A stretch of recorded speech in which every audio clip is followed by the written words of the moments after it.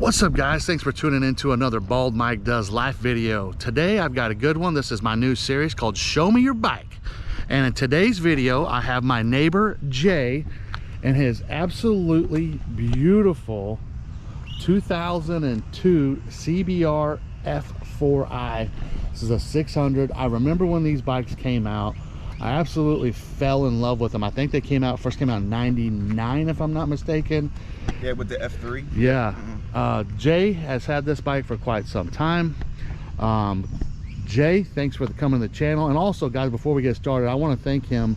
He has served this great country for 25 years in the Air Force, and this bike has been to a lot of places. So tell us a little bit about this. I mean, how long have you had this particular bike? So I got this bike right when it came out. The first production of it was in 2001. So okay. At the time, there were a lot of the black and silver ones coming out.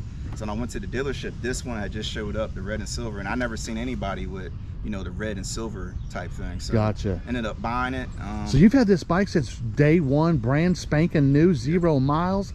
Holy smokes! You've had this bike for almost 22 years then. Yeah, I know I don't look it. Yeah, wow. But yes, 45 years old. Yeah, you're older than I am. Yeah, I'll be 44 years. Oh my gosh. And it's been a great ride. Like, reason why I picked this bike over at the time, Jinxer 600s were like popular at that time back in like 2001.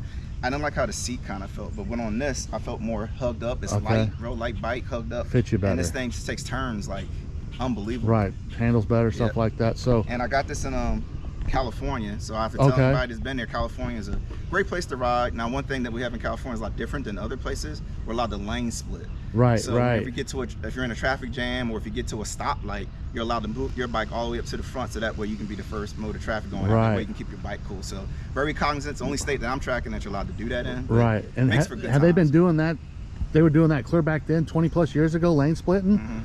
Yeah, that's some crazy stuff. I know those Californians out there are a little bit different, but I actually kind of like the idea of doing that, just like you said, so it doesn't doesn't overheat. So because everybody understands, we hit traffic lights, you know, anywhere your bike starts warming up, and if you can't get onto like, you know, a good open road where you're driving and stuff, then you're kind of like just sweating pretty bad and stuff like that. Was this your first motorcycle that you ever bought? First motorcycle. First motorcycle, and it was a 600 F4. Holy crap. Yeah, so when I was looking at bikes, you know, I looked at some used bikes and stuff like that. But as you can see, I'm addicted to frame sliders on here. So the big thing was kind of just picking it up and actually went on a nice ride. So just kind of getting through the, you know, shifting the gears. Turning took a little bit longer to get, but once you kind of get that, and I took some motorcycle safety classes, which I advise anybody to do that wants to get a bike, because they really get you it tells you how to your bike shift your weight around. Yeah. So this thing's been to Germany, folks. So you've been on the Autobahn. Yes. What's the fastest you've ever been on this motorcycle? 130 miles per hour. 130 miles an hour. That is definitely getting after it. You know what the best part about that was? I still got passed. Oh, I'm sure.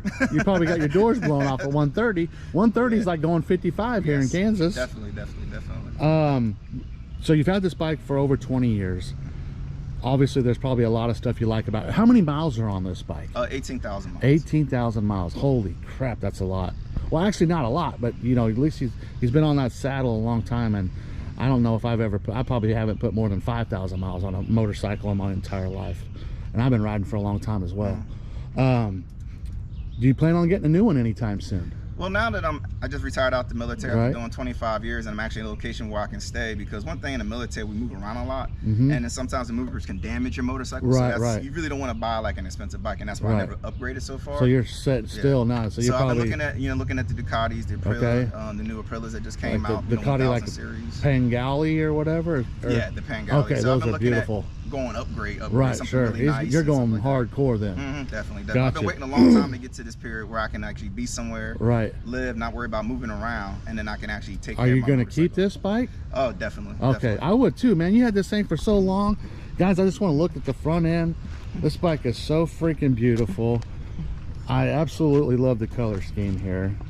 It's bone stock, and it's so nice, man. My friend I remember in high school, he had one of these bikes, and he was one of the first ones that had one of these brand new suckers, and I just remember it. It was so beautiful. And what's the longest trip you've ever been on a bike? The longest trip, I did a motorcycle ride. I went to, when I was in California, MotoGP races were still happening at Laguna Seca. Oh, okay, sure, so Laguna yeah. Seca was like the longest for us on a crosswalk. It went a group of people. It was about maybe a 4 hour trip. Okay. Which, not like on a cruiser, you know, right, but, right, you know, right. flying down there. But awesome time. We got down there. There's like, I couldn't even count how many sports bikes were down there. Right. So it was like getting to talk to a lot of different people. Everybody's looking at each other's bikes, talking about how they Right. drive. What good places to drive. Like, hey, around Laguna Seca area, which is Monterey, California. Hey, sure. What off-roads can I take, you know, to kind of get myself a nice good Right. ride. And California, one thing I do like, if you don't take the major freeway, which is like Highway 5, and go down to 1, which is running along the coast of California, now you got a beautiful, you know, like coastline. Right. To Oh, look I at. bet So that's you're going absolutely down, gorgeous. long turning sweeps. You got the, you know, the ocean, Right. Pacific Ocean right there. It's probably one of the best rides I had, even though it was like a 4-hour ride to get from one location to the next. Oh, Lord have mercy. Joined all the races, and then everybody got back up, and then, you know, we rolled back and Wow, stuff like that. that's awesome.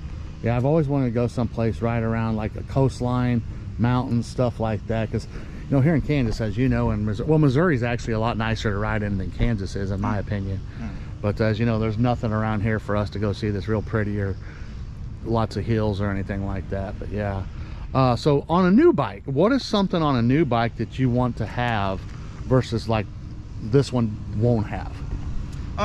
That basically, I think with the Ducati and stuff, you know, you got the dry clutch. That'd be something a little bit different. Okay, yeah. Power. I mean, of course, I want to bump up in power. Right. 600, I love it, but you know, when you want to get a little bit more speed, I don't know the exact horsepower. And it's like it's 100 and some change. something like that. It's I right can't over remember off 100. the top Yeah, of my head exactly. I can't remember either, but that new Pangali is like 213, 217 or something like that. Same with the Aprilia right in that So you area. got something to the rear wheel, That is pop you up in getting the it. air real quick. I'm able to get Yeah. getting it and stuff like that. And I was always been in love with like Ducatis from back in the Oh, day with sure. that nice red color. I mean, for the Right. past 20 something years, I've always looked like, Yeah. hey, one day I'll either have a Ducati or an Aprilia. Right. I've always been in type of those type Okay, of bikes. so you're into those Italian bikes like that. Yeah. Yeah, I've recently started just falling in love with them as well. But and then having like the updated gauges and everything. Sure. I mean, this is older technology, you know, instead of not like today's right, bikes oh yeah, and let stuff me like get that. up here on this. Here on the gauges there. Yeah, there we go. Guys, this bike is so freaking clean. It's unbelievable. I mean, coming from a one owner like this, you know, he's taken excellent care of this bike. So that's what happens. You know, you go from bike to bike to bike. Some people just trash the crap out of these things. So Jay has done a great job keeping looks like probably maintained extremely well. There's no freaking super bad damage anywhere on the bike. It's unbelievable. Now, do you get your service done at a dealership or do you do it yourself? Lately, because I've been moving around, I usually just do it at the dealership. But Oh, I haven't okay. to do much Gotcha. but like oil changes and Right, stuff like sure. that. Now, when I came back, unfortunately, I was in Okinawa for 4 years, so Okay. I couldn't take my motorcycle over there. So by the time I came back, I had to do a lot of just Oh, sure. maintenance on it to get it Let back it to set a running for a condition while, and stuff. right. Because it sat for so long and stuff Gotcha, like that. gotcha. But it comes with the trade of being in the military, so Sure. you know, got all the work done, so that way I knew I'd be safe to ride. And like, I've been riding like crazy since I've gotten here, so it's been good to be off a Right. bike for. I mean, like anybody is a motorcycle rider. Right. When you're not riding a motorcycle and you see other people riding and you're in a car, you Right. just get that like that down feeling. Like, man, that could have been me, you know, riding on my bike. You know what I'm saying? I hear you. That it's like the weather right now. It's supposed to be 102 or 3 today, and right now it's actually not that bad out. But guys, this here is my favorite part of the move. The video here. I want to hear those revs. Anyone else want to hear this bike run? I sure the hell do. Jay, start this sucker up and give us a few throttle twist here. Let me make sure I'm out of here. Come on, I think I'm in here.